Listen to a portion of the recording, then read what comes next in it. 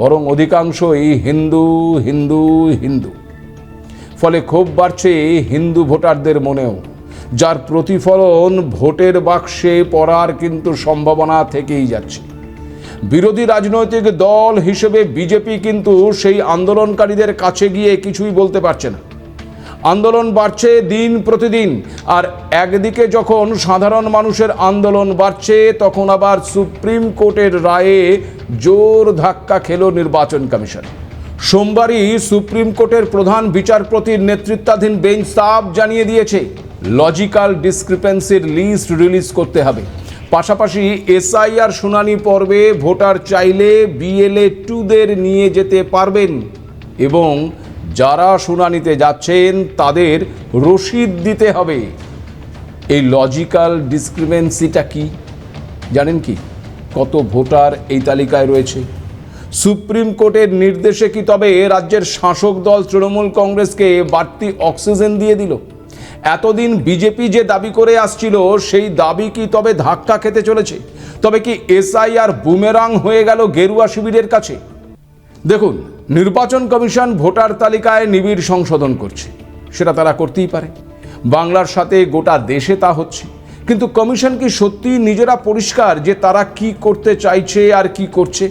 এটা ঠিক যে কোনো অন্য দেশের মানুষের ভারতের ভোটার হওয়ার কোনো অধিকার নেই। আবার ভোটার তালিকায় থাকা সমস্ত ভূত খুঁজে বের করে দেওয়ার প্রয়োজনীয়তাও রয়েছে। কিন্তু তার জন্য তো একটা সিস্টেম থাকবে নাকি? যেভাবে কমিশন এই এসআইআর প্রক্রিয়া সম্পন্ন করছে, তাতে কি সত্যিই মনে হচ্ছে যে তারা নিজেরা গোটা বিষয়টি সম্পর্কে পরিষ্কার একটা ধারণা নিয়ে কাজ করছে? প্রথমত, একের পর এক নতুন নিয়ম যুক্ত করা হচ্ছে বলে অভিযোগ করছেন বিএলওরা, যার জেরে তারাও নাজেহাল হচ্ছেন, আবার ভোটাররাও নাকাল হচ্ছেন। যে পরিপ্রেক্ষিতে নাম বাদ দেওয়া হচ্ছে বা শুনানিতে ডাকা হচ্ছে, তার মধ্যে একটি হলো লজিক্যাল ডিসক্রিপেন্সি। সাধারণ মানুষ এই লজিক্যাল ডিসক্রিপেন্সি মানে কি বুঝবেন? খায় না মাথায় দেয়? কি এই লজিক্যাল ডিসক্রিপেন্সি? সোজা বাংলায় এর অর্থ হলো তথ্যগত অসঙ্গতি। কি এই তথ্যগত অসঙ্গতি? সে সম্পর্কে কিন্তু কোনো কিছুই খোলসা করে জানান দেয়নি নির্বাচন কমিশন। কয়েকটি বিষয় এক্ষেত্রে উল্লেখ করা হয়েছে মাত্র। তার মধ্যে রয়েছে মা বাবার বয়সের ব্যবধান 50 বছরের বেশি, সন্তান বা বাবা মায়ের বয়সের ফারাক 15 বছরের কম, একজন ভোটারের সঙ্গে 6 জনের বেশি ভোটারের নামের যোগ থাকা ইত্যাদি ইত্যাদি। এছাড়া কমিশনের প্রয়োজন হলে আরও কিছু ক্ষেত্রে নোটিশ ধরাতে পারে।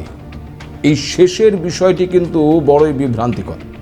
কমিশনের কখন কী কারণে প্রয়োজন হবে তা কী করে বোঝা যাবে?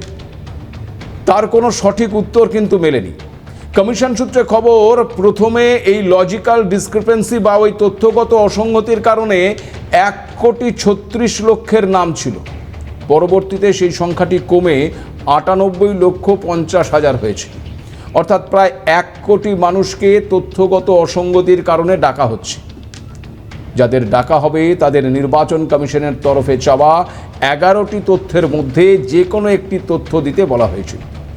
কিন্তু সব ক্ষেত্রে আবার তা কিন্তু হচ্ছে না। 11টি তথ্যের মধ্যে রয়েছে জন্মের শংসাপত্র। সেই জন্মের শংসাপত্র দিলে আবার ছেলেকে বলা হচ্ছে তার বাবা যে তারই বাবা তার প্রমাণ দিতে হবে। প্রয়োজনীতে কেউ যদি দাদুর তথ্য প্রদান করে থাকে, তবে তাকে আবার বলা হচ্ছে তার সঙ্গে দাদুর সম্পর্ক প্রমাণ করতে। এক্ষেত্রে তার এবং তার বাবার প্রমাণ দিতে হবে, আবার তার বাবার সঙ্গে তার বাবার প্রমাণ দিতে হবে। বুঝুন একবার, এর থেকে তো ডিএনএ টেস্ট করার ব্যবস্থা করলে কি ভালো হতো না? আর ডিএনএতে যদি না পাওয়া যায়, তাহলে প্ল্যানচেট ব্যবস্থা করলেই ভালো হতো নাকি? প্ল্যানচেটে প্রপিতামহদের ডেকে ডেকে জিজ্ঞেস করে নিলেই তো হতো যে কে কার ছেলে আর কে কার নাতি নাতনি কিংবা প্রপৌত্র। কিন্তু এবার নির্বাচন কমিশনের এই একচেটিয়া ব্যবস্থাপনার ক্ষেত্রে কড়া বার্তা দিল সুপ্রিম কোর্ট। সর্বোচ্চ আদালত সাফ জানিয়েছে, লজিক্যাল ডিসক্রিপেন্সির লিস্ট রিলিজ করতে হবে। তার মানে হলো এই তথ্যগত অসঙ্গতির জন্য কাদের এবং কেন ডাকা হচ্ছে তার তালিকা প্রকাশ করতে হবে নির্বাচন কমিশনকে। এতদিন কমিশন যা করছিল তাতে কাকে কেন ডাকা হচ্ছে তা জানার কোনো উপায় ছিল না। বিষয়টা অনেকটা একতরফা ছিল। কিন্তু সর্বোচ্চ আদালত কমিশনের সেই একতরফা সিদ্ধান্তের বাড়া ভাতে ছাই ঢেলে দিয়েছে। শুধু তাই নয়, এর পাশাপাশি এসআইআর শুনানি পর্বে ভোটার চাইলে BLA 2দের নিয়ে যেতে পারবেন।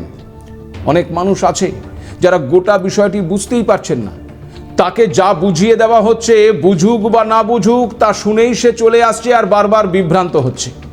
এক্ষেত্রে BLA 2 যদি সঙ্গে থাকে তবে বিষয়টা অনেক সহজ হবে। সেই সঙ্গে যারা শুনানিতে যাচ্ছেন তাদের রসিদ দিতে হবে। আপনি আপনার ব্যাংক অ্যাকাউন্টে টাকা রাখলেও একটি কাউন্টার স্লিপ আপনাকে দেওয়া হয়, কিন্তু আপনি এসআইআর শুনানিতে যাচ্ছেন, তথ্য প্রদান করছেন, কিন্তু আপনি যে সশরীরে হাজির হলেন তার কোনো রসিদ দেওয়া হচ্ছে না আপনাকে। পরবর্তীতে যদি দাবি করা হয় যে আপনি শুনানিতে যাননি, তখন কি হবে? 2002-এর তালিকাতে নাম থাকা সত্ত্বেও কমিশন যদি বলতে পারে যে তাদের ওয়েবসাইটে দেখাচ্ছে না, তাই আপনাকে শুনানিতে ডাকা হচ্ছে, তবে তো এক্ষেত্রে আপনাকেও বিপাকে পড়তে হতে পারে রসিদ না থাকলে, তাই নয় কি? সর্বোচ্চ আদালত সবটা বুঝেই এই রসিদ প্রদানের নির্দেশ দিয়েছে কিন্তু। ফলে যারা শুনানিতে যাচ্ছেন তারা কিন্তু এবার রসিদ নিতে ভুলবেন না। আর যারা এই নির্দেশের আগে চলে গেছেন শুনানিতে, তারা বিএলওদের সঙ্গে যোগাযোগ করুন রসিদের জন্য। সর্বোচ্চ আদালতের এই নির্দেশকে কিন্তু নিজেদের জয় বলেই দেখছে রাজ্যের শাসক দল তৃণমূল কংগ্রেস, কারণ তারা দীর্ঘদিন ধরেই এই লজিক্যাল ডিসক্রিপেন্সি নিয়ে প্রশ্ন তুলে আসছিল।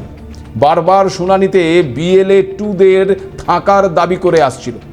খুব স্বাভাবিকভাবেই আদালতের এই নির্দেশের ফলে ওই 98 লক্ষ ভোটারের পাশে থাকার দাবি কিন্তু এবার খুব সহজেই করতে পারবে তৃণমূল কংগ্রেস। তারা তাদের প্রচারে দাবি করতেই পারে যে তাদের জন্যই এই 98 লক্ষ নাম ভোটার তালিকায় উঠেছে।